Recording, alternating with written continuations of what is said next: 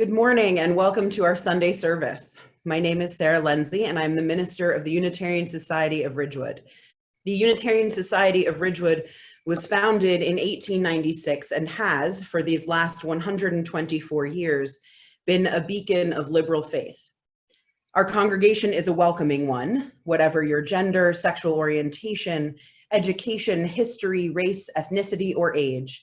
We welcome you in your wholeness. Unitarian Universalism is a non-creedal faith that does not ask you to believe any particular thing about God and the meaning of existence.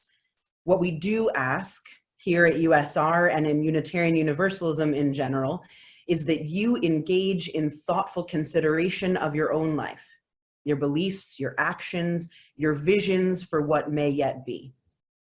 And we do share, along with other Unitarian Universalists around the world, a belief in the interdependence of all that is, in our shared past and our shared future, and a belief in the power of love to create a world that is just, with liberation and freedom and safety for all people.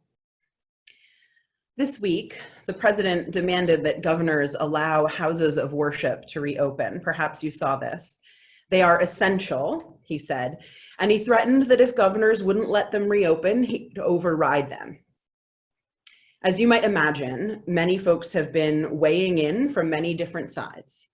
And I want to say now, very clearly, that our decision to reopen will be based on gathering the best medical and scientific advice we can, and it will be done with the safety of our community foremost in our minds.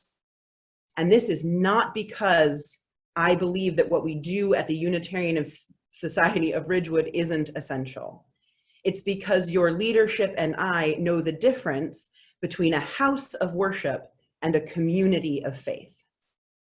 The house we meet in, our beloved cottage place with its dinosaur stained glass windows and beautiful wood art installation, as much as we might love it, that building itself is not essential.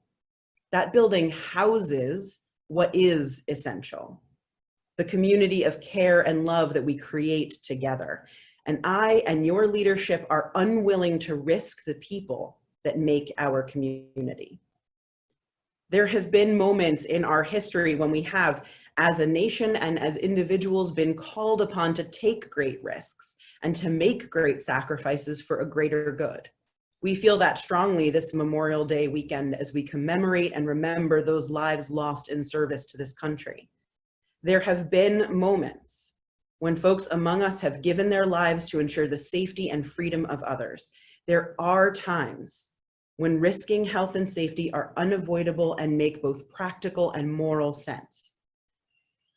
This is not such a moment. Please know I miss you. I miss shaking your hands and seeing you smile and hearing your voices. I miss giving you hugs on Sunday morning and laughing over cups of coffee after. But meeting in person for congregational services, even vital rites of passage like weddings and funerals and coming of age services, meeting in person is not essential. Our houses of worship are not essential. Our communities of worship, our communities of faith are essential. Make no mistake about that. And our community, this community, like so many others, never closed and will not close. Our community has been alive and thriving every day in Zoom rooms, on phone calls, on Sunday mornings. Our community has been deepening, strengthening with each day of this pandemic.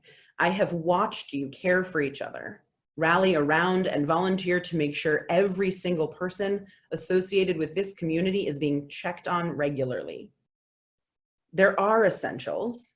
Those essentials are love and care and survival. There are values this place holds dear, caring for each other, supporting each other, and keeping each other whole.